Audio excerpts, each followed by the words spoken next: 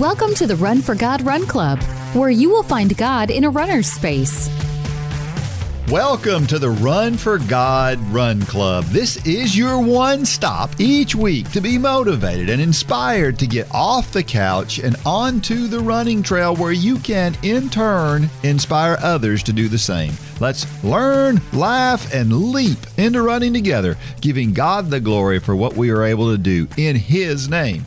Amen. I am your running host, Dean Thompson. Today, my special guest is recent high school graduate, second-ranked junior triathlete in the country, and my good friend, Lane Hollis.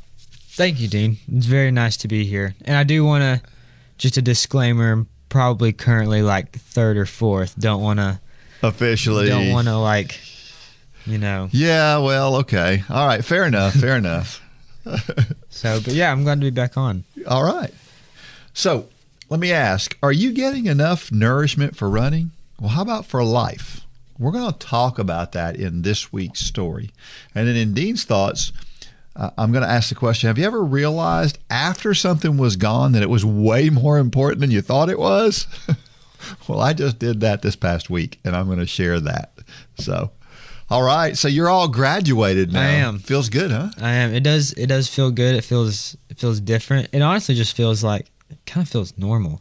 Yeah. Just a summer after school. Yeah. Yeah. So ready for that next adventure. So when do you begin training with the cross country team? Is that like after, I assume? Yes. So the cross country team is going to, I think we're going to be starting early August. There's like a little camp that they do. And then that next Saturday we'll, start training pretty much full 100%. So, well, I know some of the guys on your team are running right now. When I say right now, I don't necessarily mean this minute, but yeah. But I've seen them on Strava, so I know that they're. Oh yeah. Most of the team they're probably already getting after it, and so after triathlon season is over, you'll be able to start joining them. Yeah. I'm excited to see what's going to happen. So you've amped up your training now since track season, right? So I have. Yes, it was kind of a lower kind of volume period during track season, just trying to get ready for the races. But ever since, it's weird. In track season, I kind of got used to all the rest, and then going really hard at a track meet, and going hard in training and going hard in a race is so much different. It is so much different. And then after track, I had a few days of downtime, and the training just hit back full on. I was like, oh my goodness, I don't remember it being like this. I mean, the other day, I was really doing not that many workouts, and then the other day I went out for, I think I was telling you this the other day, 5 by 3 minutes. And on the first one, 5 by 3 minutes at threshold, which is very, very fast paced. It's supposed to be super hard. And the first one, I didn't even feel like I couldn't do the pace. I just felt clunky. I just felt like I didn't know how to run at that pace. And then by the fourth one, I was feeling great. And so it's just weird how you kind of forget how to run hard. But yeah, training's pretty much back up to 100%, but it feels really good though.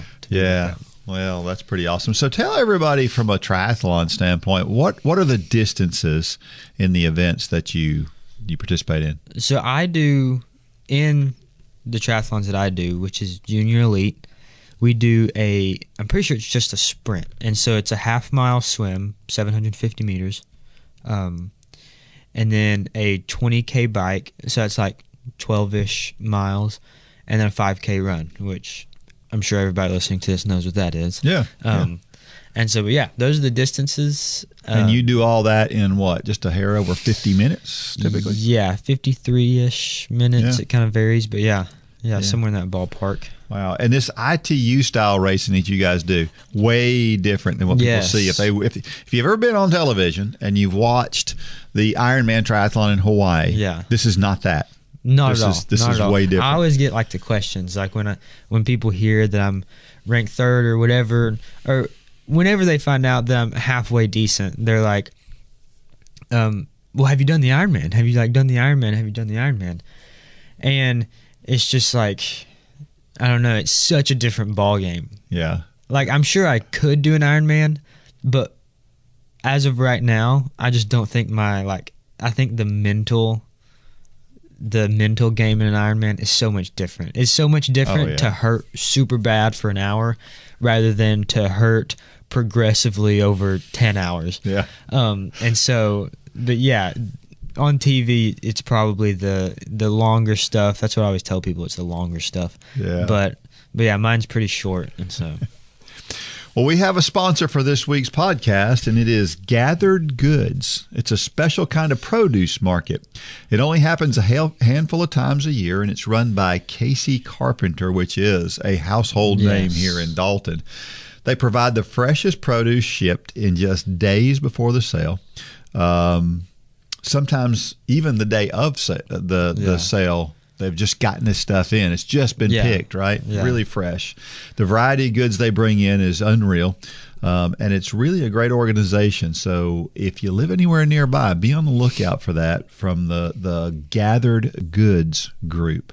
It'll be worth every penny. Yeah, and a little bit extra if you're like a kid looking for work. When the Gathered Goods produce sale comes in, usually you can find some work to do. Yeah. Because they usually employ a lot of people for a few days. So yeah. But yeah.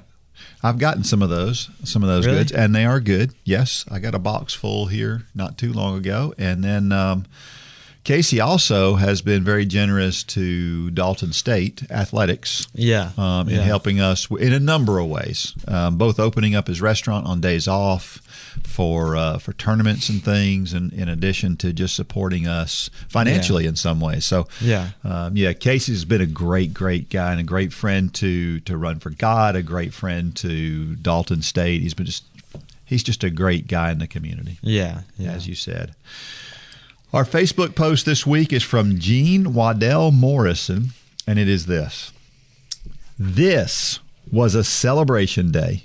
I have struggled. I've struggled to hit my tempo run pace. I've struggled to run easy on long days and not end up walking. I've struggled to keep up a steady pace. I've struggled with my cadence. It doesn't even come close to the suggested range. I have so appreciated the training videos, podcasts, and everyone sharing their experiences. It's kept me pushing on to grab hold of the truths and practice them. I don't want to miss out on any of the benefits of a good cadence. Health to my knees and hips. I don't want to push so hard on easy days I never receive the training benefits and recovery it gives. More struggles. Today is hot, and I really didn't want to go out. The longer I put it off, it just get hotter. I had to run alone, and I knew I am more susceptible to run too hard and then end up walking when I am by myself. And my pace coach voice feedback is set on an 11-minute goal that won't change, and my easy day should be at 12 minutes. I recently downloaded a cadence app, and God finally gave me revelation on cadence after struggling to understand how your cadence should be the same at different paces. Cadence set to 175, music on, voice feedback on, and I set off down the path. Y'all, I did it. We are pressing through and mastering the struggles. My cadence wasn't the one in the 170s, but it was 10% improved. My pace, every time the coach said, your current pace is 11:55, speed up, I laughed and said, nope, praise God, it's right where it should be. And at that pace, I stayed the entire 5 miles. Totally comfortable, never needing to walk, and I had fun.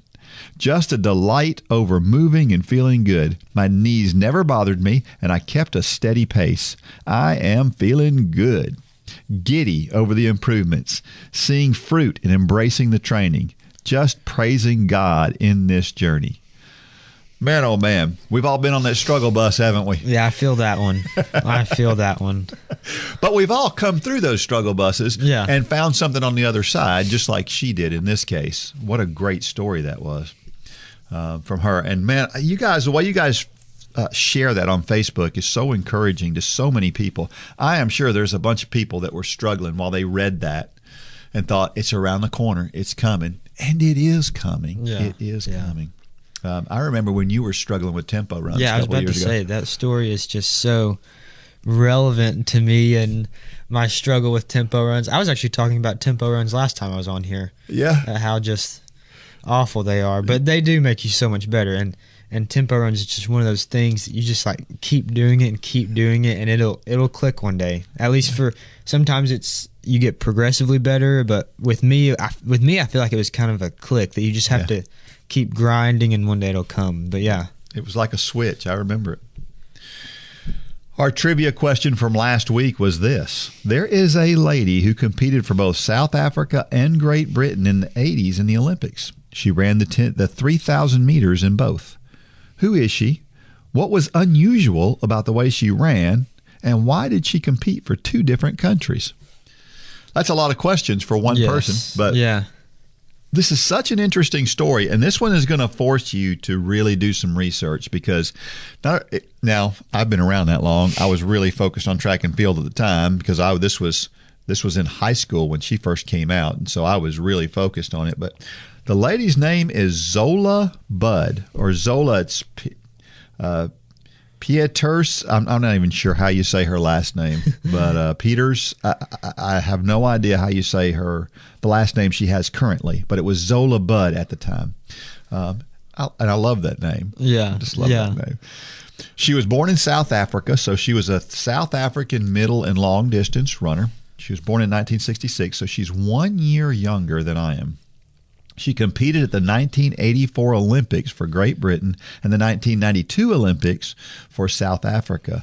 Both times she was running the 3,000 meters, which isn't even held in the Olympics anymore. Yeah, I was about to say it's kind of an odd distance. Yeah, that used to be a women's distance, but they don't hold that anymore. Now they hold the same distances as they do for the men. She held the world record in the 5K twice. She was also a 2-time winner at the World Cross Country Championships. And what was unusual about Zola Budd is that she ran barefoot. So she won these 2 cross-country titles barefoot. She won the track races she won. She won those barefoot. And that's just the way that she grew up and the way that she ran. She finally moved her family to South Carolina in 2008, and she still competes at marathons and ultramarathons. At least she did up until a few years ago. I'm not sure if she's still doing that. But she's also a volunteer as an assistant coach at Coastal Carolina University in Conway, South Carolina. Her best mile is 4:17 in 1985, and it still stands as the British record today from 1985. That's pretty impressive. Yeah, it's not bad. Not bad. Yep. And she held the 5,000 meter world record at the age of 17. How old are you, Lane? I am 18. At the age of 17. That is crazy. That is insane. She broke the 5K world record with a time of 15:01 at the time. Of course, now 15:01 is not very good. Yeah. But at that time, it was phenomenal. But here's what's crazy, and what you're going to find out with Zola Budd is that she was mired in controversy all the time, not because of anything she did. She was just the victim of circumstance. So if you're out there and you always feel like the circumstances surrounding you are crazy and not good, listen to this story about Zola Budd. So this first time that she broke the world record, she did run faster than the world record, but they wouldn't certify it because she was from South Africa. It was run in South Africa, and they were going through this whole apartheid thing. If you don't know what apartheid was, it's a race relations thing that happened in South Africa many years ago, and you can look that up. But in 1995, she finally claimed the world record officially while she was representing Great Britain when she ran 14:48. So she goes to Britain, and the Daily Mail, which is a news organization there in Britain, kind of persuaded her father to help her apply for citizenship in Britain. And because her grandfather was British, and so the problem with South Africa was boycotting everything, or people were boycotting South Africa because of all the apartheid that was going on. So she wanted to compete in the 1984 Summer Olympics. And in order to do that, she couldn't do it for South Africa. And so she became a British citizen just so that she could compete in the Olympics, basically. And so that's what she did. And It was very controversial because she got that citizenship so fast and other people had to wait a long period of time. As you can imagine, people are like, oh, she's privileged, right? Yeah. But again, the whole idea was to try to get her. And I'm sure she had Great Britain wanted to win. There's the world record holder that wants to run for them. They're going to bend over backwards to help her. Yeah. And that's crazy to think about, that someone is that, there's a lot of people who are very committed to their craft, but just think about changing your citizenship and I guess the Olympics is a big thing, but that's just, I feel like that's so much more crazy than people may realize, is going through that process of changing your citizenship. So. It is crazy. So she, another controversy happened when she was in a 1,500-meter race in Sussex, and the town council withdrew their invitation on short notice because apartheid, South Africa, and all of that. So it was sad. So in 1984 Olympics, she's in this race. She's in the 3,000 meters, and she's going to race against Mary Decker. Well, I remember Mary Decker very well. I was a huge Mary Decker fan at the time. Loved Mary Decker. She was one of the fastest in the world. And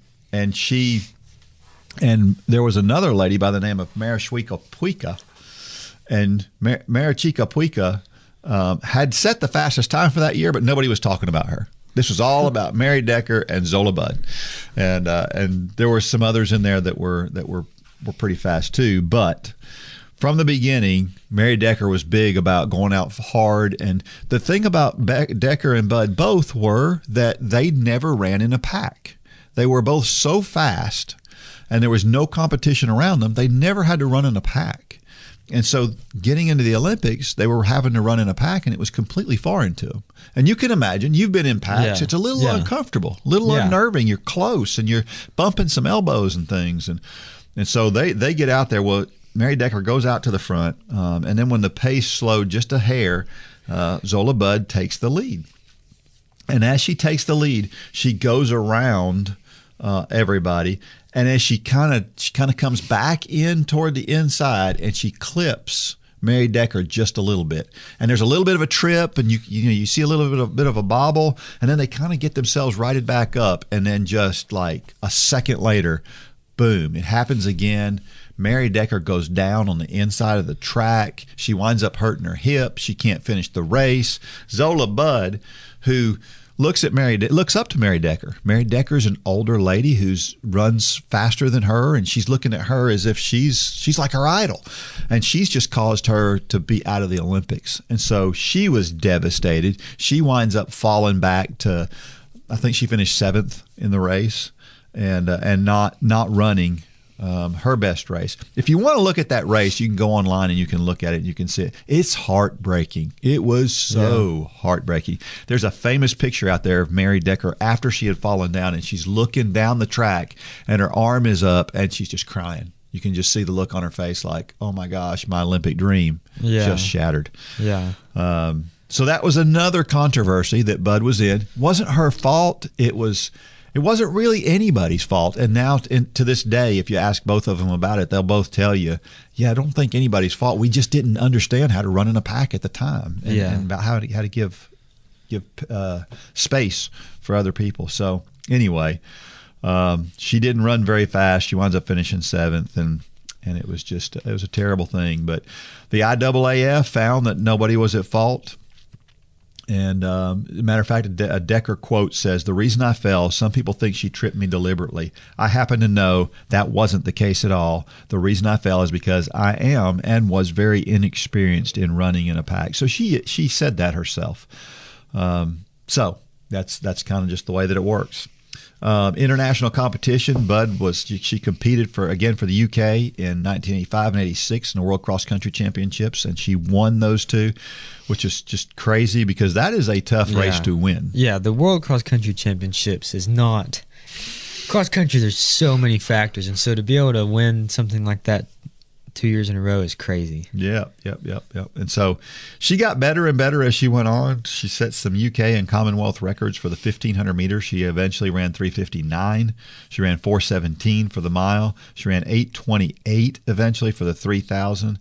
And of course, her 14:48 was her fastest 5K. And again, when she ran that 14:48, she broke the world record by 10 seconds. So Anyway, she tried to come back and do some other things, and she just never could quite come back from all of that. It was found out later that all this time she was struggling. She had a pretty serious leg injury, and that's the reason why she had such a hard time coming back to being able to run super competitively again. So it was sad because her career didn't last very long either, and that was kind of sad. But she continued to run. So Zola Budd, even after she got older, she kind of went back into running and started competing in some of these international competitions and things. And she ran the Comrades Marathon, which was, a big, huge thing. She did come back, and she retired from international competition, and then she came back from retirement in 1992 so that she could run the 3,000 for South Africa. And then she got married in 1989. They have 3 children. Again, it's just a long story. She relocated to Myrtle Beach in August of 2008. And then her husband came and joined her. Again, she's volunteer coach at Coastal Carolina University and now at a local high school there, not too far outside of there. She won in 2009.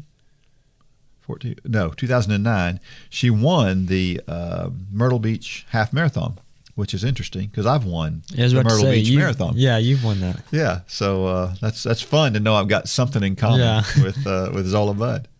And again, in 2012, she ran the Comrades Marathon. If you don't know the Comrades Marathon, it is a huge deal in South Africa. It is 90 kilometers, 56 miles long. It is a brutal race, and she ended up finishing 8:06 the first time she did it. She was the 37th female finisher, nothing hugely successful, but then she winds up, she's going to come back, and she does come back, and eventually she worked her way into the top 10 in that race, even though as she got older, she was getting faster at those longer distances, as many people do in the ultramarathon world. So that's kind of where she is. She now has, in South Africa today, there are taxis that are nicknamed Zola Budd because they're fast. The singer Brenda Fassie, who Time magazine called the Madonna of the townships in 2001, had a hit single in the 1980s with a track called Zola Budd.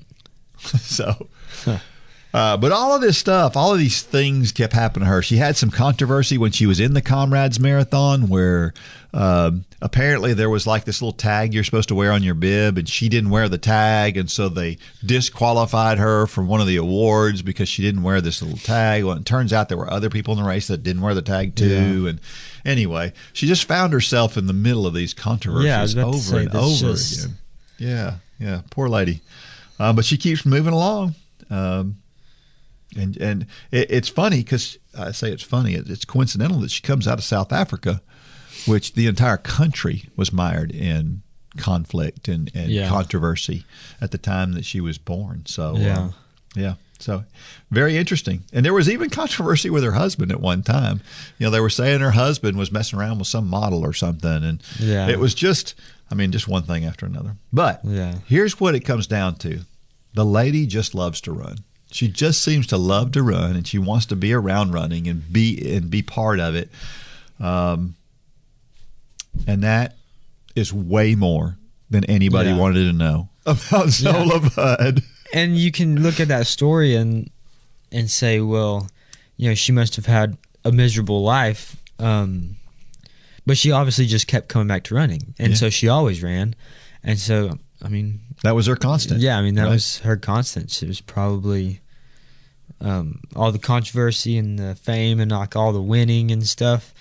She just wanted to run, and at the end of the day, that's what she got to do. And so she probably, I wouldn't think she'd be that upset. People look at situations like that, but by all accounts, she seems to be happy. She's got 3 kids, and of course they're older now, but she's doing well.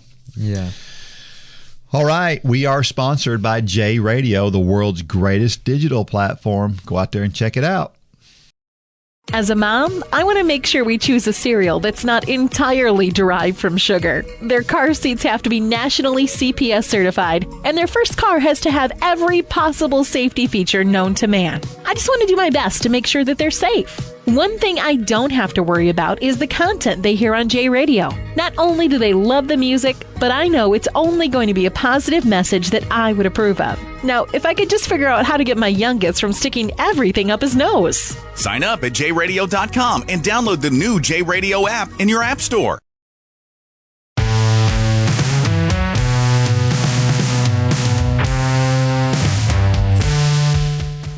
All right, we are back, and you can send messages to dean@runforgod.com, as we say every week here.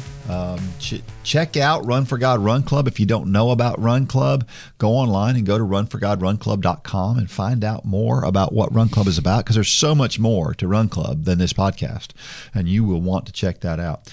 Also, we want to hear your story. We are about to share somebody's story, and we love stories here at Run for God. And there are so many great running stories out there. Zola Budd, an interesting running story. You've got one too, and we want to hear it. So write your story down and send it to us, and you can do that at runforgod.com or runforgodrunclub.com, either one. And maybe you'd like to share your story live. You know, we've had a few people who have done that. They've come right into the studio and shared their own story live, and it's been exciting to do that, and we would love to have you do that if you have the means to get here and to share it live. So, you know, we talk about and we think about food a lot, don't we? Yes. So I remember my mother, bless her heart and God rest her soul, she used to talk about food all the time. As soon as we got done with a meal, it was like, all right, what are we having for dinner? You know, it was yeah. That honestly sounds like me, except at like breakfast. yeah. It's on to the next. What's the next meal? Yeah. Which is good. But you know, food is energy, and if we don't have it, we'll die. I mean, eventually, we will die without food, right? With not enough of it, and so. If we get too much of it, there are bad consequences. We get too little of it, there are bad consequences. So this is a story that was shared with us many years ago, but one that is still true today. And it comes from a lady by the name of Jennifer Gonzalez, and it is called Food for Thought. Whether we admit it or not, most of us know how to stay healthy. We understand that our bodies need physical activity each day for our muscles to stay strong. We also understand that our bodies work more effectively with healthy food choices. The more I run, I am continually reminded of the importance of good nutrition. I am also starting to understand, to a greater extent, the importance of spiritual nourishment. In John 6, Jesus had performed a miracle. Jesus had a large crowd following him because they had seen the signs he was performing by healing the sick. That's in John 6:2. The crowds were hungry and tired. Jesus found a young boy with 5 loaves of barley and 2 fish. Using what little he had, Jesus fed 5,000 men that day and collected leftovers. However, the teaching wasn't over. Jesus came back at the end of chapter 6. After he had walked on the water and spoken to the crowd again. Jesus teaches on a subject they all know well, hunger. He reminded them of the miracle that he had just performed. The people had a physical need. They were hungry. Jesus took what they had and multiplied it, filling the need in their life at that moment. He continues to explain that with the bread, even though the hunger goes away for a little while, it always returns. Physical food is simply not enough to satisfy us forever. Jesus tells the crowd about the bread of life. He states in John 6:35, I am the bread of life. No one who comes to me will ever be hungry, and no one who believes in me will ever be thirsty again. The Word of God nourishes our soul and empowers our life as Christians. Spiritual disciplines such as fasting, prayer and scripture memory create a more intimate relationship between us and Jesus.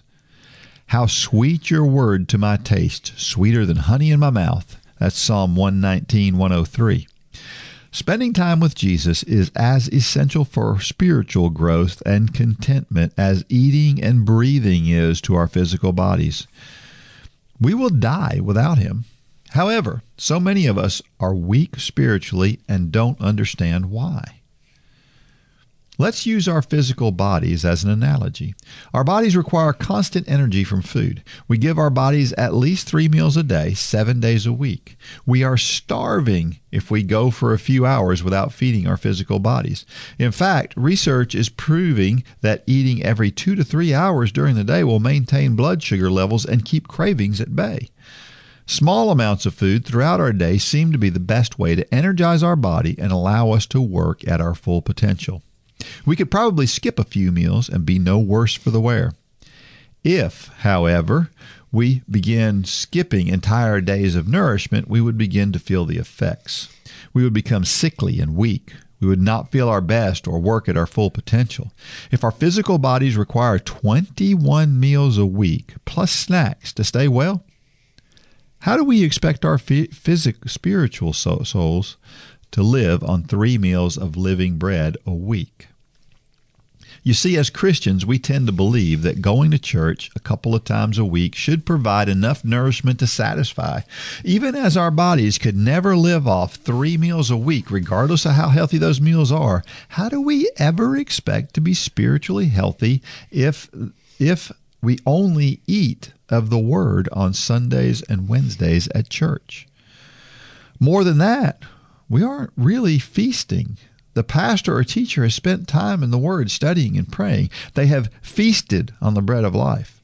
We, however, sit at their feet and consume the crumbs of their relationship.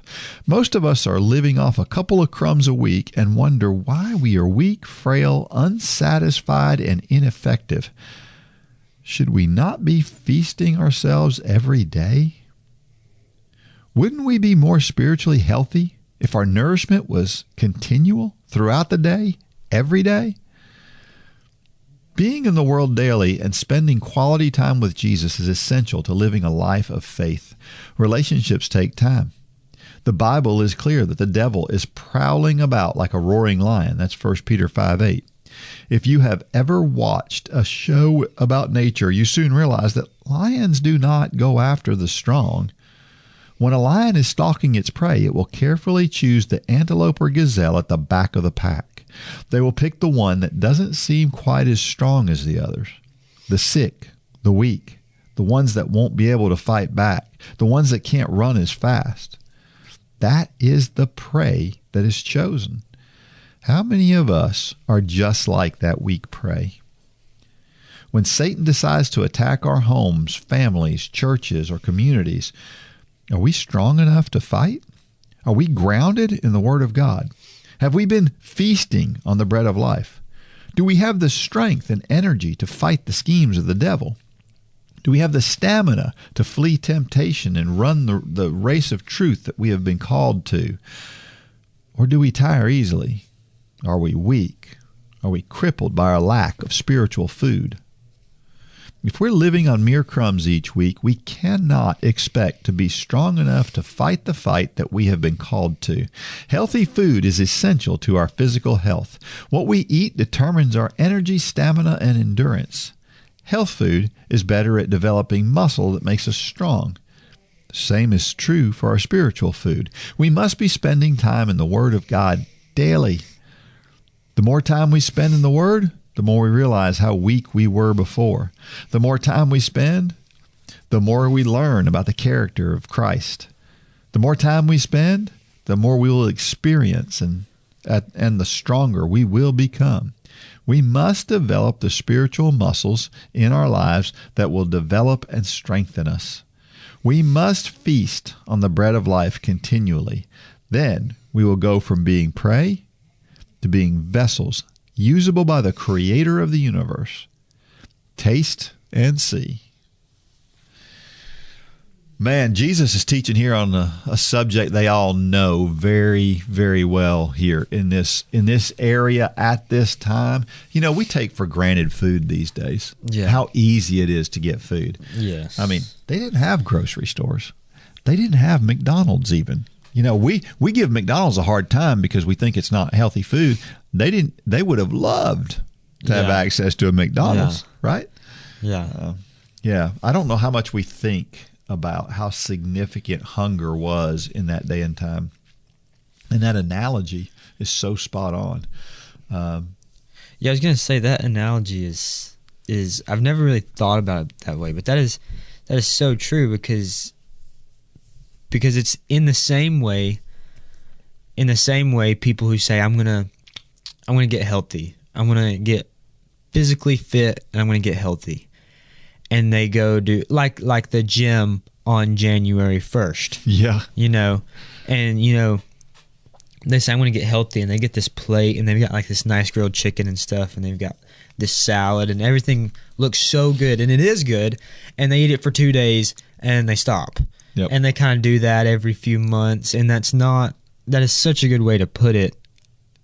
I guess I've heard that before, but this story is such a good way to put it that you should treat I think it's crazy, the physical and spiritual connection in life almost always matches up. Yeah. Because the only way you can get through a hard physical activity, whether it be running, is if you're properly fueled. Mm-hmm. So the only way you can get through, the worst of spiritual battles with whatever's going on in your life is if you're properly fueled with the Word of God and your relationship is healthy. And so that's just so cool that I've never thought about it that way, but that was so cool. Yeah, and we all know the runners who are properly fueled. We run with them, and we see them run, and we see their strength, and we see how formidable they are. In the same way, I've got a friend of mine who I don't care what you're talking about. It doesn't matter what the subject matter is. It can be anything. It can be cars. It can be what we're eating. It can be anything. He's always going to find a way to put Jesus Christ into that conversation every single time. Yeah. Now, why is that? Well, it's because he's spending time talking with Jesus all day long. He is in a constant conversation with him, and so that's the thing that's at the front of his mind. When that's not the front thing that's at the front of our mind, it's because there's something else before it, right? Yeah, and that's how, like what you were just talking about in this story is they found that it's maybe even healthier to eat every 2 or 3 hours. Mm-hmm. I mean, that's how bodybuilders have always done it. That's right. Eating every 2 or 3 hours. It's not, let me sit down and have 1,500 calories right here. Mm-hmm. It's let's have this meal, and that's kind of the same way. We don't want to sit down in the morning, pray for 20 minutes, do whatever, and then sit down at night.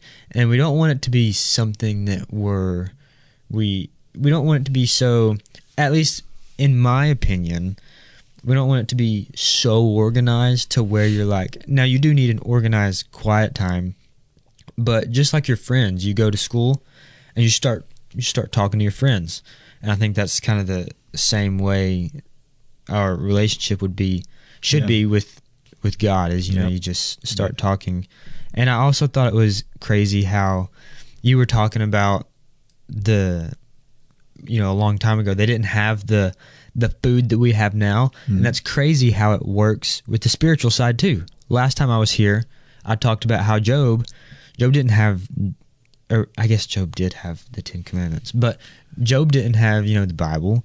Jesus hadn't came yet. Mm-hmm. And so we're also blessed with this just immense amount of tools to now the relationship with you and Jesus is, that can be done with just you and Jesus, but the tools that we've been given nowadays is also just crazy. It's crazy how it lines up. We have less of an excuse than ever. Yeah, right? absolutely. Yeah.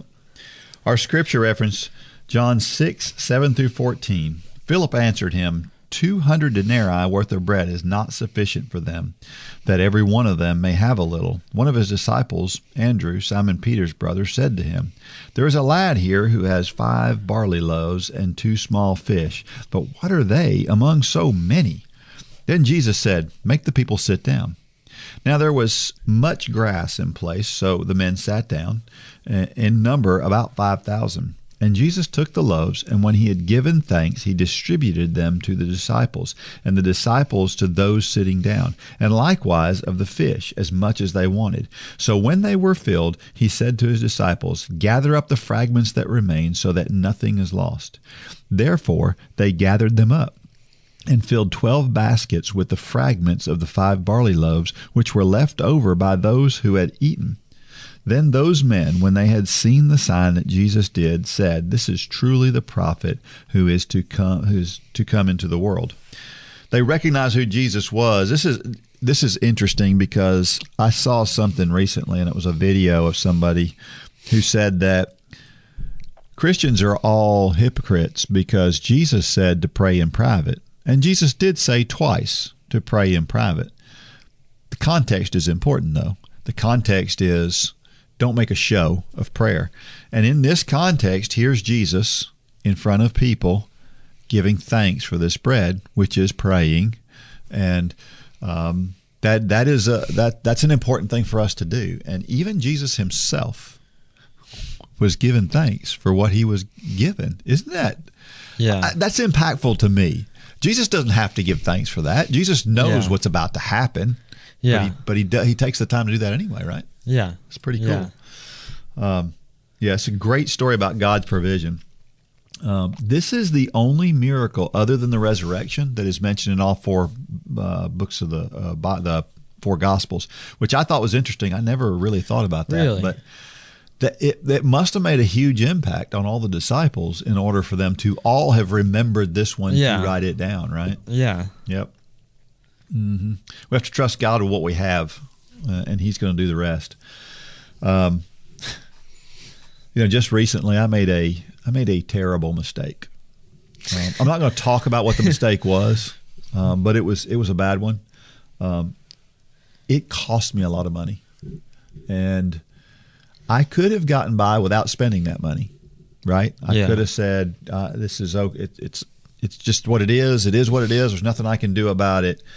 But what it was going to do is it was going to affect somebody else negatively if it didn't cost me money. And so consequently, it cost me money because I don't want that other person to suffer because of something that I failed to do or should have done or whatever the case may be. And you know what? I'm convinced that when we handle things that way, that God, just the way he does and the way he provides and the way he talks about it here, they didn't need all those fish, just like I don't need every dollar that's in my bank account. That money's coming back to me at some point in time. Just like those fish multiplied, the money that I still have there, it's going to come back, and it's all going to be fine because it's doing the right thing. Yeah. And I think that's important. We have to have trust in him that that's going to happen. And I'm 100% sure that it's going to happen. I've seen it happen too many times. I know it will. Can you think of a time when God provided something big when maybe it didn't seem possible for you? Yeah, I'm trying to think. I had a story. I have. I've told the story on here before about how when I started in a different job and was making a lot less money and went through a year's process of just kind of feeling my way through and went and looked at my bank account, and I found out that I wasn't spending, even though I was taking in way less money. I wasn't spending. I was spending the same amount of money I was taking in, and it was crazy.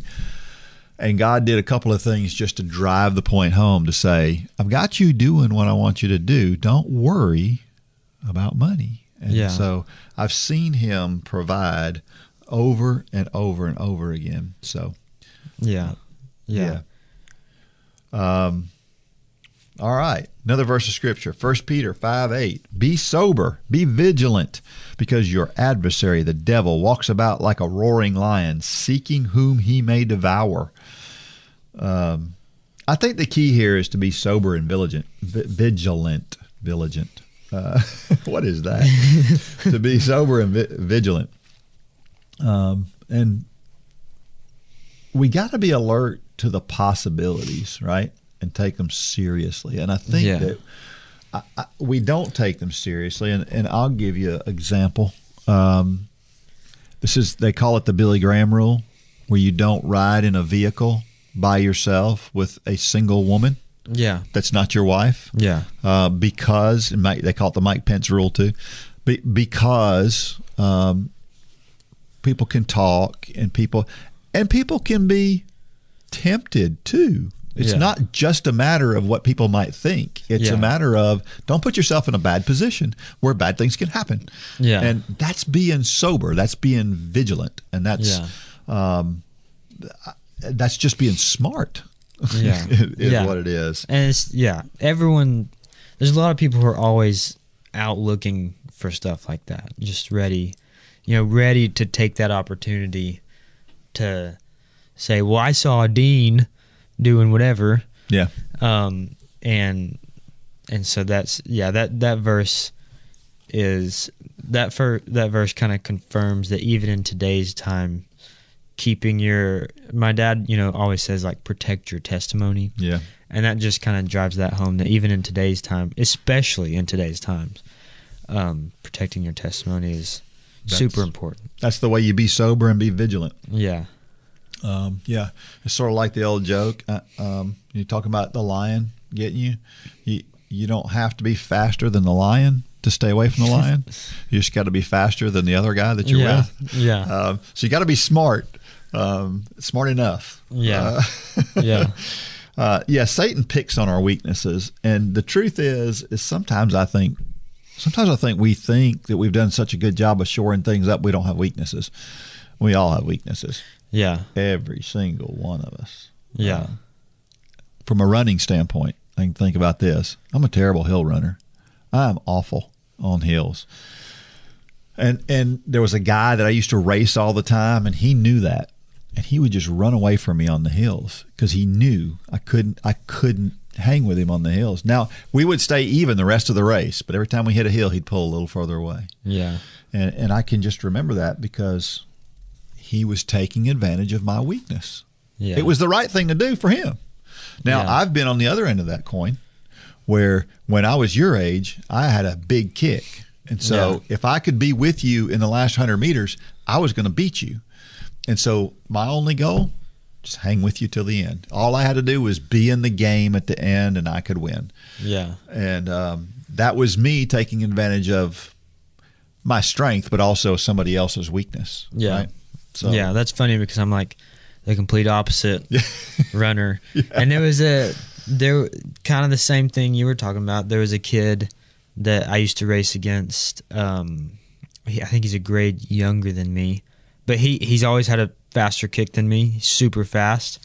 But I remember one time I think it was the region cross country meet, I told myself, and it was just kind of the same thing, like how it's taking advantage of other people's weaknesses. He wasn't as strong of a runner, and so when the gun went off, it was just 100% the whole way, and I ended up beating him, and so it's just but that's what Satan does to us. Yeah, Satan knows what our weaknesses are, every single one of them, and he's looking for it so that he can exploit whatever it is. Yeah, and we have to be vigilant and make sure that we understand that.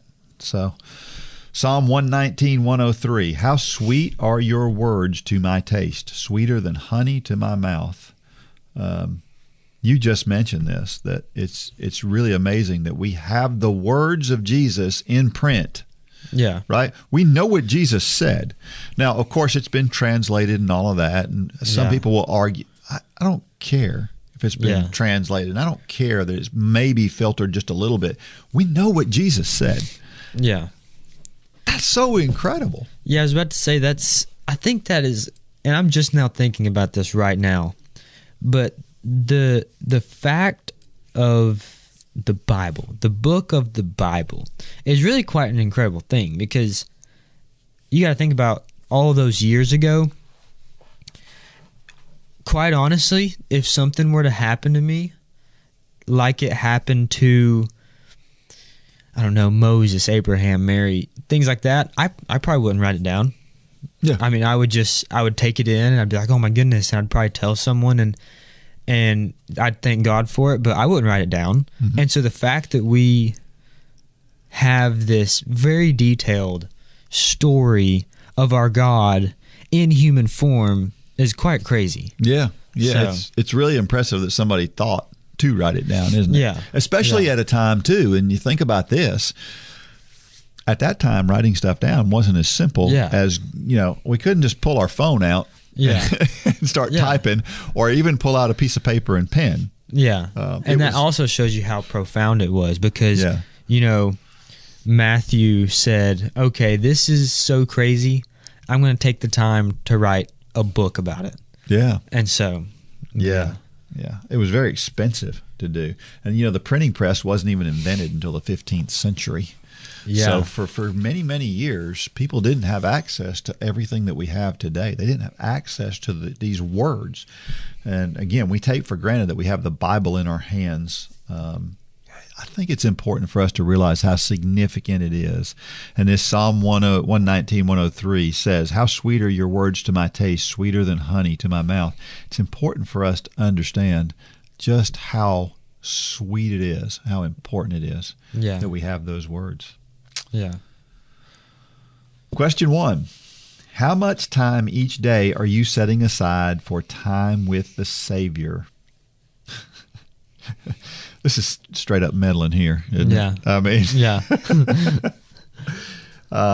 here's another question, though. If we look at this from another angle, what do we consider spending time with Him? Yeah, I think there's a few different. I don't mean to complicate things, but this is just how my brain works. I think there's a few different layers to it.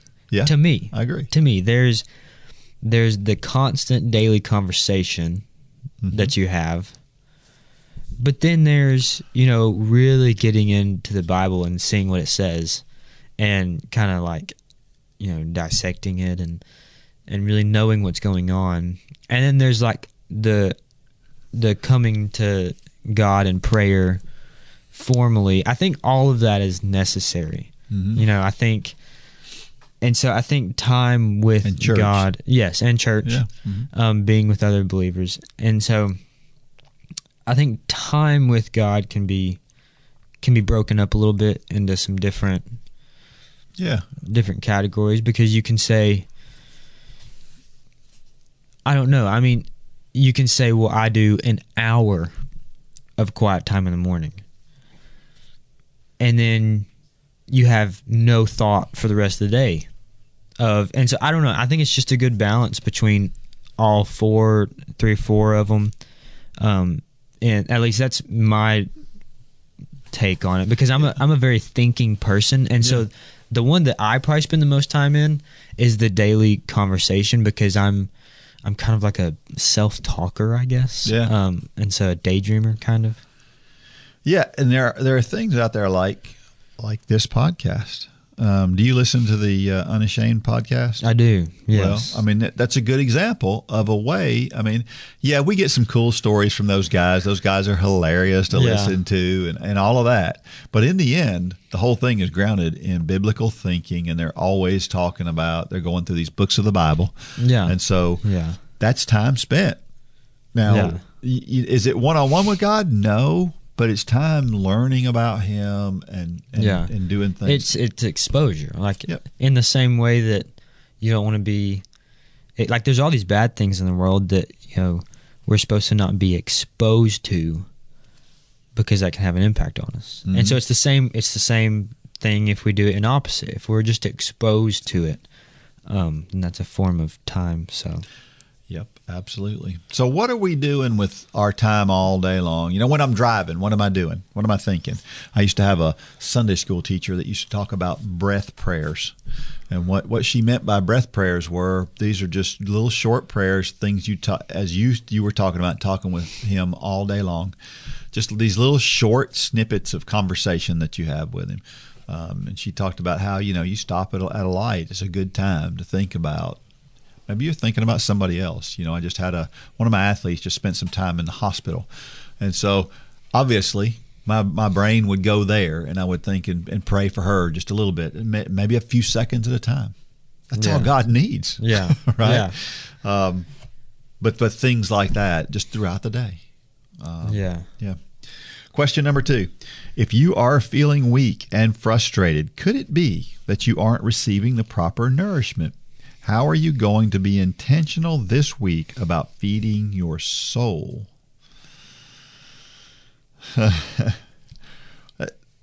Again, our default position is to be a little bit on the lazy side often. We're human. Yes. It's kind of who we are. Yes. We have to be intentional about spending time with him and learning about him and doing all of those things throughout the day.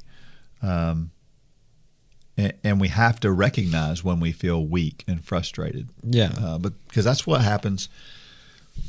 Here's what happens to me. Okay, so I just mentioned I had this thing that happened that was just a bad thing. I lost a couple of nights sleep over it. It was not good, right? But and so I felt weak and I felt frustrated.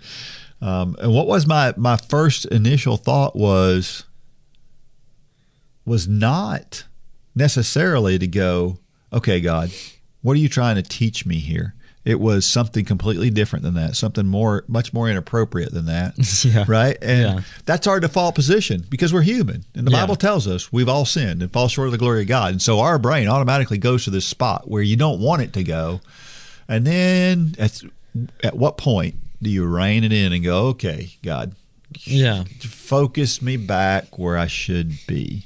And that's where we have to realize. And at some point in time, I came to the realization, sometime probably 24 hours later, man, I feel weak. God, why am I not relying on you? Why am I not getting my nourishment from you to help me through this situation that I've got? Right? And I mean, and I think the biggest thing is, like you said, acknowledging it. Because when you were, I don't know if this happened to you, but it happened to me.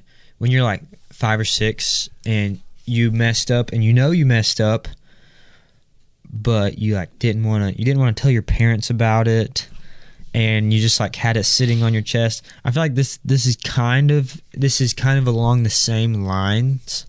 As that, when we're feeling weak and frustrated because maybe we haven't gotten the proper spiritual nourishment. It's better to just, I don't know what it is with humans, but sometimes we just don't want to have to deal with fixing it. Sometimes we'd rather just sit in it for some people. And so I think just going to God and kind of laying everything out and saying, okay, this is what I'm dealing with, and then and I think we have to look at this a lot like we look at, I remember what was a couple of years ago when you hurt, it was your hip, right, where the origination of the problem was. Yeah, it was about 2 years ago. And you remember how intentional you were about trying to do all the things you needed to do to get over that, right? Yeah. It was daily things that you would do over and over again to try to get that thing well and to try to figure out how to get over that problem. Well, it's the same thing for us when we're talking about spiritual things. When things aren't going well, when we're injured spiritually, then we should be looking to do all of those little things that make us better. And very often we do the opposite instead, right? And we do the same thing in running. Sometimes we get injured. I remember back, it's been years ago now. It's been over 10 years ago now. Yeah, it's been over 10 years ago now that I had a stress fracture in my femur. I didn't want to admit I had a stress fracture in my femur for a couple of months. I ran on what was a serious injury. Probably would only had to take a few weeks off if I had done that. But instead I wound up taking 3 months off because that's what it took to heal. That's what we wind up doing is we wind up ignoring it, hoping it's going to go away, and it ain't going to go away. And when we're spiritually broken, we need to go to the one who can fix it. Yep. I think about this one too. This may be TMI, but I do calf raises in the shower every single day. I've been doing them for years. Do you know why I do them? Why? Because years ago I had calf problems. I had calf weakness. And so it was all the time I had problems with my calves because my calves were weak. So now I decided that the best time to do it is every day when I'm in the shower. It doesn't take long. I just do calf raises every single day. And guess what? I haven't had the first calf problem since. Really? None. I don't have them anymore because I'm really focused on preventing that. And I got into a habit of that too. And that kind of goes along with our spiritual journey too, right? Yeah. If we can get into good habits, my default is when I get in the shower, I do calf raises. My default position when I get up in the morning is open my Bible and read it. We should have default positions that are good default positions, right? Yeah. Last question. Describe things in your life that hinder your time with God. If you make a list of the top 5 priorities in your life right now, where would Jesus be?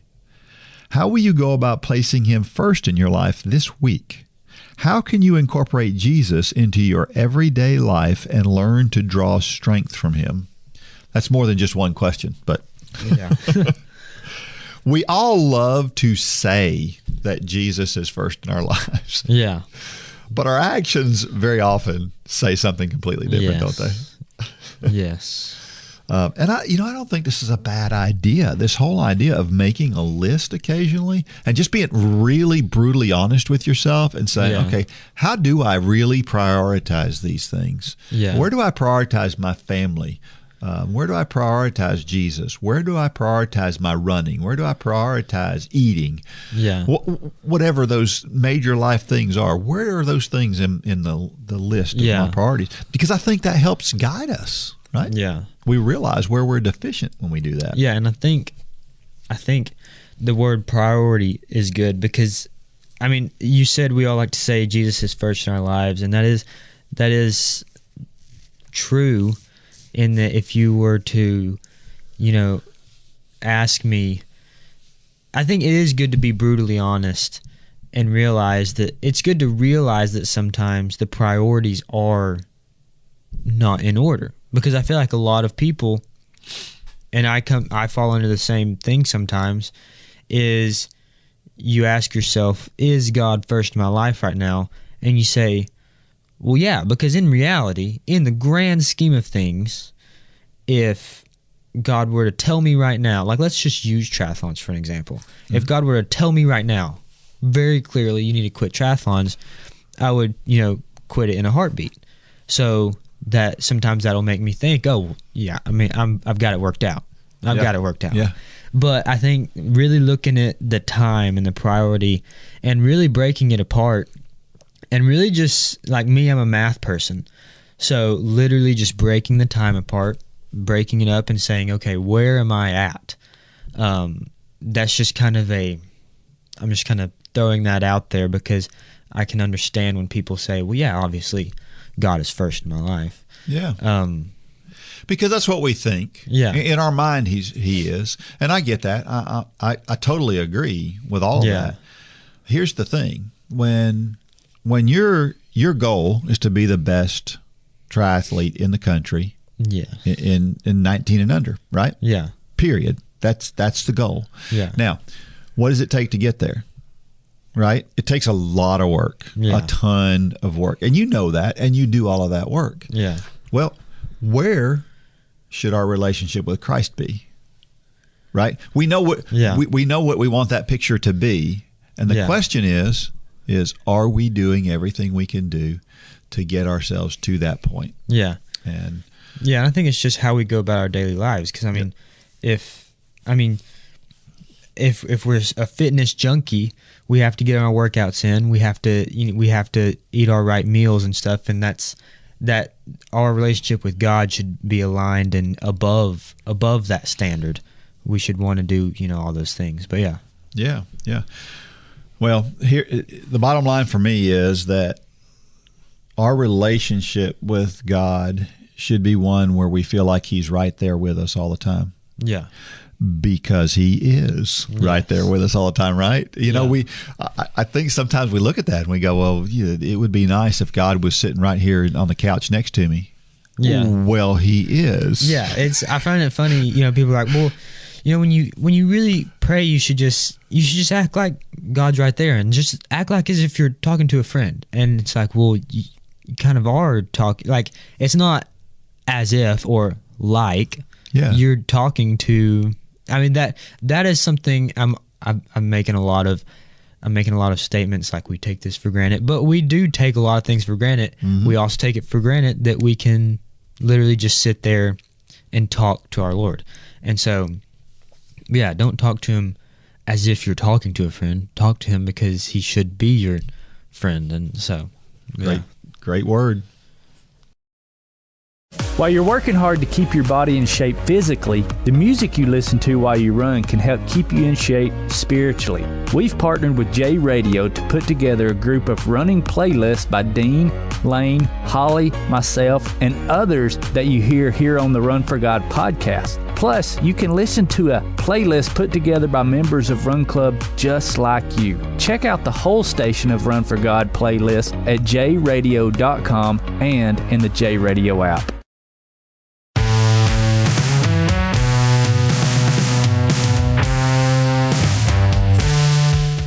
All right, so we're back, and I'll ask you this question. It's funny, you just kind of addressed this question ahead of my notes here, but have you ever thought what would happen if you couldn't run anymore? Have you ever thought about that? I think my thing when I was young, I used to think about, what if I was in a wheelchair? Well, how would my life change? Yeah. Have you ever thought about that? I mean, I guess I have. I haven't thought about, being in a wheelchair, but I guess I have. I like the idea of business, and so I guess I have thought about it, but not in deep, context. So what do you think you'd be doing right now if it weren't for triathlon and running? Are you saying like if I never did triathlons or if it stopped right now? Well, if you stopped a year ago, what would you be doing today? A year ago. Yeah. Do you have any idea? Man, I know you like music and stuff. But. I do like music. I honestly don't know. If I would have stopped 10 years ago, I would probably be playing baseball. Okay. Right. So I love not that baseball is my favorite sport right now, but that's just what my thing was. So what was your favorite position? I was center. I actually played, believe it or not, a lot of y'all know this, but I'm a small dude. Believe it or not, I played catcher one year. Yeah, it was pretty interesting. Now, I mean, we were all like 4'2", and so it was one thing. But yeah, I was a center fielder for the longest time. I was a center fielder as well. Really? Yes, that's where they put all the fast people. I loved center field. Yep. And I've played every position on the field. Really? Yes, more than once. My two best were center and shortstop, and I have played every position except for pitcher and first base. Not going to go on a rant about that, but I was one of those pitchers who I could throw strikes. I didn't walk anybody, but the problem is I threw strikes. Yeah. And it was like putting it on a tee for the batter. Yeah. So I was not a very good pitcher. All right, so we're going to talk about what happens when you don't do something you're used to doing. And that is this issue of Dean's Thoughts, which is a time when I share something that I've written about the intersection between running and faith. And this week it's called, I Didn't Know I Would Miss It. I ran out of medicine, and I could tell. I have taken some allergy medication for a few years. I haven't missed more than a day in those years. This week I went several days without it and found out I still need it. I'm pretty sure I began taking it again just before my head exploded. At about the same time, I was going through a tough personal situation that kept me awake at night. I had difficulty sleeping for a couple of nights in a row. Guess what happened? I found out I still need my sleep. Of course, this was not the first time that I was reminded about the importance of sleep, but it was there nonetheless. So what does this have to do with the price of tea in China, as my mother used to say? It's a lot like training. If you're a regular, consistent runner, you may not know what it feels like not to run. Even if you're not a consistent runner, you may be one day. So keep all of this in mind. I run every day. I don't really know how much each run is benefiting me. And really, it's difficult to tell without stopping for a while to see how much worse I feel when I'm not running, sort of like running out of allergy medicine. But I don't like the way I felt at that point, so I don't think I'll try it. I have done the lack of sleep thing far more often, and I know I don't like it. What I have to keep in mind is that just like I know I feel better when I get regular sleep, the regular runs are making me feel better too. It's partly what we mean when we say, trust the training. They're good for me, even if I can't tell from day to day. If you're a consistent runner and you're not sure how much running is helping you, trust me, it is helping. If you've ever been consistent for a while and then stopped, remember how that felt? You don't want to go back there again. Use the experience to motivate your running decisions going forward. If you've ever been consistent over a period of time, I invite you to make a commitment to holding yourself to a regular schedule. If you've never been consistent, I should say. The gradual changes that happen to your body over weeks, months, and even years of training will be worth it, whether you can feel it or not. Of course, one way to find out is to stop. But you will not like it. Our relationship with God is similar. When we're consistently plugged into what He has planned for our lives, things usually go better. Even when something undesirable happens, when we're close to Him, we can feel His hand guiding us through the turmoil. But then there are times when we drift away from Him. Maybe we get too busy or we get involved in things we shouldn't, and we find ourselves feeling distant from God. When that happens, things just don't seem to go as well. We get frustrated with little nuisances. We get irritated by things that people do around us. And our first response is often to get angry. But when we feel close to God, we understand that others may be having bad days and they're not lashing out at us. And there are 1,000 other ways things can go much smoother when we are close to Him. Just like I didn't know how much my medicine was helping, and we may not be able to tell how much better we feel when we're running regularly, we don't realize how much sleep means to us when we're getting plenty of it. It is only the lack of those things that makes them appear so important. In the same way, we realize the strength of our relationship with God when we stray. The thing is, we don't have to miss running workouts, medication, or our daily time with God. It is good to know that the work we put into those things is worth it. And we can test how much we would miss something by not having it. But if your head explodes, don't say it was my idea. It's true, too. You know, I never stopped taking this stuff. The first time I started taking it was several years ago, and I never went without it. The doctor said just to continue to take it every day, and so I began taking it every day, and so, I quit. Yeah. Man, oh man, I couldn't breathe. Yeah. And I always say, to me, as a runner, consistency is the most important thing. Do you agree with that? Absolutely. Absolutely. Yeah, and we mentioned this before, but you had a time a couple of years ago where you had to stop. And I'm sure at that point in time, it probably really drove the point home to you how important that consistency was when you couldn't be consistent anymore. Yeah. Right? Yeah. And consistency was so important. You know, my injury was 9 months, give or take. Consistency was so important that even when I was injured, I would still try to run and do workouts, which probably made it worse and made it go longer. But that's how important it is that I was so scared to lose it. Yeah. And so. Yeah. Yep. Have you ever had one of those lack of sleep feelings? I'm having it right now. You having one right now? Yeah, I'm having. Well, good. That run workout this morning was brutal. And early? Yeah. I guess we've probably all had that. I'll tell you what happened one time. I ran a 24-hour relay one time. That sounds so fun on the surface. Yeah, I don't know if I ever told you this story. But this 24-hour relay, it was about an hour away from my house where the race was. It was around a track, and so we had 10 guys, and so roughly, a little less than an hour, we got up and did a mile, and we would go, we'd rest and come back, get back up and do it again. It was not enough time to sleep in between. Just wasn't enough time. So we started at 8 o'clock in the morning, so I got up at like 6 a.m. The race started at 8. We went all through the day, and it was summertime, so it was hot out during the day. Felt so good when the sun went down, but man, the legs started hurting late at night. Anyway, we go all night. We go to 8 o'clock the next morning. I am dead tired at 8 o'clock the next morning. And then I had to go to work. Oh, goodness. And so I had to work from noon until 6.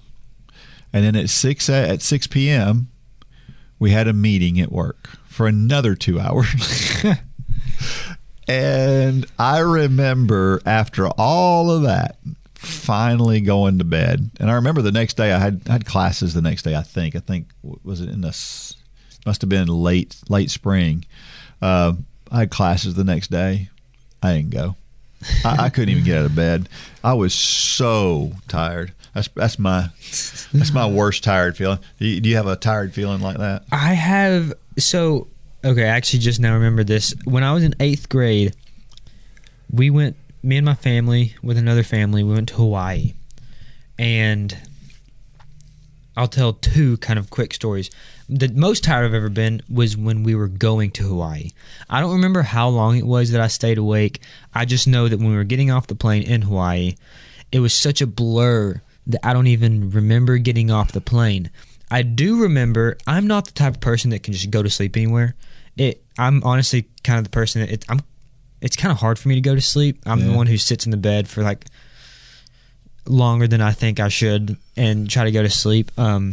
We walk into this house in Hawaii, and I drop my bags, and I fall face first on the couch. Right? Like, my parents probably tried to wake me up, and because we always unpack when we get to somewhere.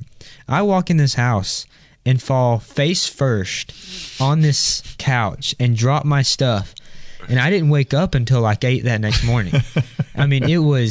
It was the craziest thing. And probably the second tiredest I've ever been is going back home, because I did the math, and I was like, if I stay up from the time I wake up in Hawaii to the night that we get home, I will be awake for, I don't even know how long it was. It was like 50-something hours. Needless to say, that did not happen. But I tried.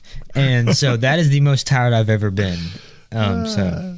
Well, have you ever gotten to that point where you realize that you're far away from God and that you got to get closer to Him? Yes, that's about the same thing. Yeah. But He always takes us back every single time. Yeah, and it feels like falling on a bed and just getting the most amount of sleep you've ever gotten. It does. Just exactly like that. If you've ever participated in any sport, you've probably met a great coach. Great coaches inspire us to do more than we ever thought possible. You can be the leader that helps others achieve things they never thought possible. You have the ability and the opportunity to be that person. All you need is a heart to help people and the ability to follow a plan. The Run for God 5K Challenge will come ready to help you inspire those around you. The step-by-step guide will direct you how to plan, pray, and train people both physically and spiritually. You can help them become more fit in their health and in their walk with Christ. Share your passion. Go to runforgod.com to find out how to inspire others to accomplish big things.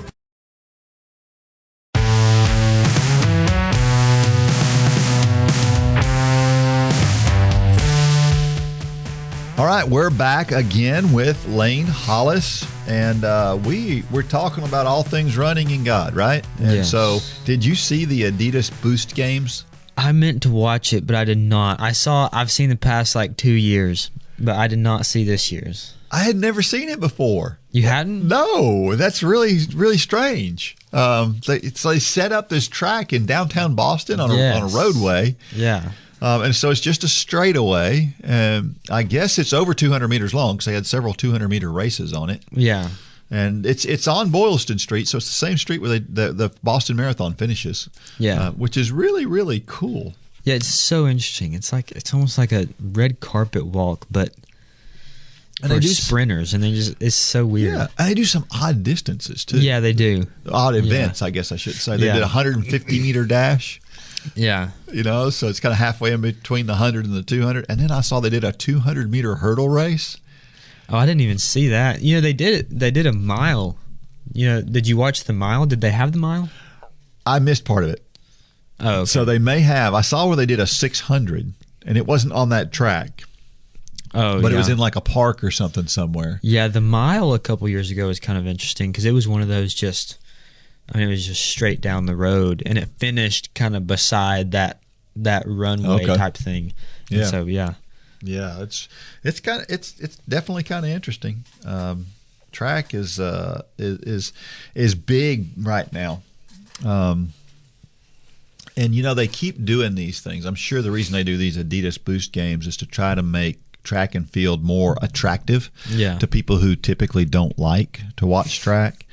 I remember going to a track meet. This was in Atlanta just a couple of years ago, where they took the pole vault pit and they put the pole vault pit right up against the stands. So basically, you sat right. You could look. You were sitting at the level of the bar. That's pretty cool. It was pretty cool. It really was pretty cool. So I give track and field a little bit of credit for trying to do some different things to try to make it more interesting. Of course, for me, it's the race. It's not the gimmicks. But what I think we need is more personalities like Usain Bolt. Yes. Michael Johnson from back. I don't know if you know who that name is. Yeah. Michael Johnson, he was just larger than life, and wore the gold shoes, and you think about how much bigger golf got when they had Tiger Woods. Yeah, you think about how many more people tune into a track meet when Usain Bolt is there. I mean, it makes a difference. Right? I think probably the closest person to that in distance running, in my opinion, I think Mo Farah has a pretty good I don't know what you'd call it. A pretty good image. Yeah, he does. So he's got that celebration at the end of a race that's different from everybody else. So I think everybody's looking forward to that. Maybe. Yeah. I don't know. But yeah, it's certainly interesting. Yeah, most of the guys that we have in the United States, the distance runners, they're kind of boring. I mean, they're great guys. They're fantastic guys. I mean, there's nothing wrong with them. Yeah. They just don't have that flamboyant personality that a lot of these. Yeah, I wish that Lopez Lemong had a Usain Bolt person, and he kind of does, just not as out there as Usain Bolt did. Well, he's got an interesting story, that is for sure. Yeah. If you ever read Lopez Lemong's story. Yeah. Yeah. So are you ready for the Olympic trials? They're coming up in less than a month. I'm very ready. Gosh, I can't wait. What events are you looking forward to? I'm just a 5,000 type of guy. Yeah. I just love watching the 5K. It is so. I like watching the 10K. Don't get me wrong, but the 5K is so interesting to me. Yeah. It's my favorite professional running event to watch in the Olympics. I don't know why it's only the Olympics, but if it's just a regular meet, then I love a 1,500 or something like that. Mm-hmm. But I don't know. If it's a competitive 5K, I'm all about it. You know what I think is going to be the most exciting event in the trials? What? The 800 meters. On both the men's and the women's side. Yeah. Because we are stacked in the 800. I don't know what happened to the United States in the 800. I mean, it used to be we didn't have anybody in the 800, and now we're like loaded with guys in the 800, guys and ladies in the 800. So we've got a thing Mo. Do you know who that is? I know. She runs at Texas A&M. She's a freshman at Texas A&M. She ran 157.7 this year. She ran a sub 50 400 recently too. So insane talent. Yeah. And now there's another girl in high school that broke her record for the 800 in high school. That is crazy. Yeah, these I don't know what it is. We've got Donovan Brazier and Bryce Hoppel and Clayton Murphy and Isaiah Harris. We got all these guys, and on the ladies' side, we've got we're just and I guess the trials I got kind of mixed up there. The Olympics, I think but the trials, the 800 is definitely going to be the best. Yeah. Well, in the Olympics, I don't care what it is. If it's running, I love it. Yeah, That's bottom line. Yeah, just love it. Yeah. So, do you like to watch the sprints at all? I do like to watch the sprints just because I don't know. It's crazy. It's crazy to watch.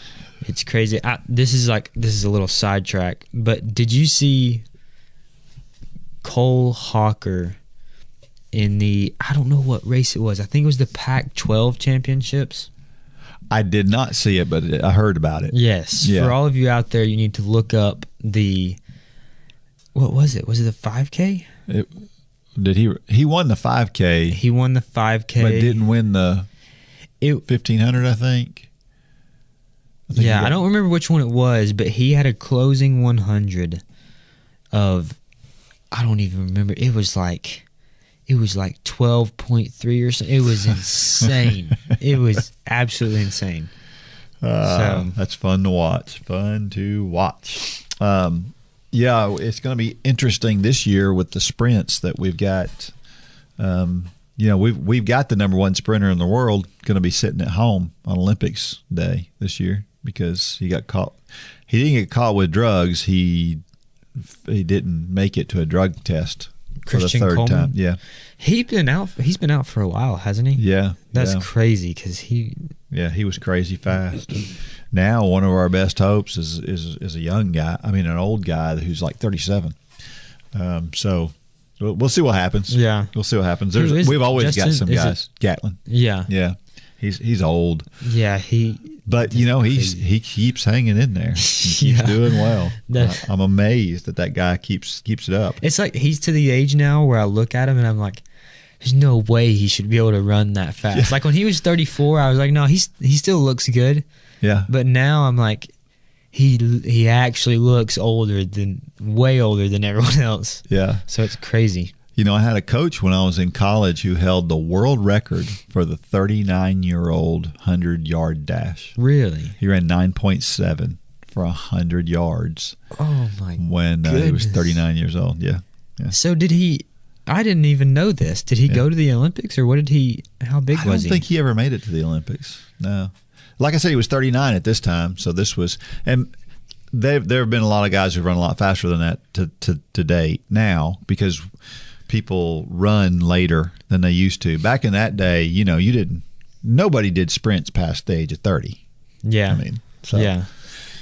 Anyway, Sha'Carri Richardson, do you know that name? She is another young woman with a great personality. She could be one of those who may draw some eyes to the screens. But she's run like under 10.8 several times. I mean, she is crazy fast. Yeah, and that is. But I did notice this past weekend she lost a race, so I'm not sure that her lack of experience isn't going to hurt her. Yeah, we'll have to see. All right, we have a trivia question for this week, and this is what it is. Something unusual happened in the semifinals of the 400-meter run in the 1992 Olympics. What was it, and who was involved? So look up the 400-meter run in the semifinals in the 1992 Olympics to see what happened. You'll love this story, and if you can get through the video without crying, I'll give you $1. So check it out. You will be glad you looked this up. I promise you. All right, every week we share a reason why running is so awesome. And so I thought, in honor of Lane here, I would use this one this week. Why is running so awesome? Running friends. I don't even know if I would know Lane if it wasn't for running. Yeah, I don't think so. Think about it. That's our whole connection. I didn't even get to know you until I got to know your father first, and we got to know him through the whole Run for God thing, and becoming friends through all of that. And now, of course, we've run a number of miles together. Yeah. Over the years, all the discussions that we've had about running. I don't think we have ever run out of running related things to talk about. Yeah. There's always something out there to talk about. Is there something out there with all of that discussion over all of those years? Is there something that sticks out in your mind that we talked about that I told you at the time and you're like, I don't know about that? That turns out later in hindsight, you look back and go, yeah, he was right about that. Or have I never been right about anything? No, maybe. I mean, you have. There's just been probably so many of those cases. I'm trying to pick and choose right now. I mean, there was one specific time. I cannot think of it. We were at the track, and we were doing a workout or something. Well, I remember specifically about tempo runs. I think for a long time, not just you, but all the triathletes at one time thought when I was telling you guys, you can do this, that you guys thought, this is just impossible. Yeah. It's not doable. You can't do this. And beat your head against that wall for a long time before you realize, oh yeah, you can. Yeah. And that's one thing about this is kind of a story is tempo runs. The Run for God Tri team would notoriously go out so fast on tempo runs. If it was a 5-mile tempo run and you were supposed to do the laps in 120, you better believe that I was going out at 113. Yeah. No doubt about it. And every single time we got done, after the multiple times that we would stop early, because there were those days, many of those days, where it'd stop early, stop even after 1 mile. There was one time where we stopped after like 1 mile. Yeah. And every single time my dad and Dean would explain to us how, because I was just trying to bank time. This will be so easy. Which defeats the purpose of the workout. Defeats the purpose of a workout anyways. Completely defeats the purpose. I was trying to think of like something to compare it to, but I can't think. But completely defeats the purpose. And then all of a sudden one day, I run a 120 first lap, and then I run a 520 first mile, and then I run a 1040 first 2 miles, and I get done with the run. I was like, wow, that wasn't bad. And so that's one of those times where it's almost like, and I don't even want to say that I didn't think he was wrong. It's just like I chose to do it my way, even though it was not better. But I don't know. It's so weird how we're like that sometimes. But it is funny. My college girls are the opposite of that. So we'll be doing a tempo run, and if somebody's supposed to be running, let's say they're supposed to be running 6:30 pace. So what's 6:30 pace? 1:45 per 1:37.5 per lap. So that's their pace, and typically they'll come through in like 1:40 for that first lap. They'll come through slow, and then they'll get on pace. So they've done exactly the opposite, and probably because I've told them all the story about you guys starting out too fast. I'm like, don't start out too fast. So because of you guys, I got in the habit of always prefacing every tempo workout by saying, don't go out too hard. And it makes it even worse that at that point in time where we were all going out too fast, it's not like, I mean, you're dealing with college girls. At the time, you were dealing with 12-year-old boys. And so we were just, it was so funny. Yeah, but the level of trust is a little bit higher with the college girls. Yeah. All right, our motivational thought for the week is this: don't count the days, make the days count. Great sentiment from Muhammad Ali. Sometimes we spend a lot of time counting down until the end instead of enjoying the journey. We just want to get to the end, and we don't take time to enjoy what it is we're doing. Man, oh man. I think about just a couple of days ago, I was riding, we were in the truck with Debbie, And she just turned around and she goes, I just love just hanging out with my husband. We weren't doing anything special. We were just enjoying the fact that we were riding together, and we get so busy and doing our own thing that we don't spend enough time together sometimes. And just riding in a truck, just barely, just a little sparse conversation in between things and some music going on. But we were enjoying the journey. It was just, we were just enjoying the fact that we were both calm right at that point and doing something like what we were doing. So it was pretty cool. I think we were coming back from an awards presentation at a granddaughter's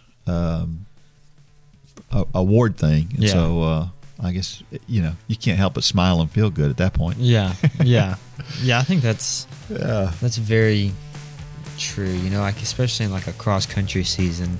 Yeah. Usually like state it's just like the daily practices that are probably the most fun. Yeah. And then there's state, which is fun. But yeah, that's completely true. Yep. All right, everybody, you're doing great. Keep up the great training. Keep glorifying God in all that you do. And may God bless every step of every run. Go out there and shine your light. Good job, Dean. For more information about the Run for God ministry, go to runforgod.com. If you have questions about your salvation, click on the Peace with God tab. There's nothing more important. Thanks for joining us today.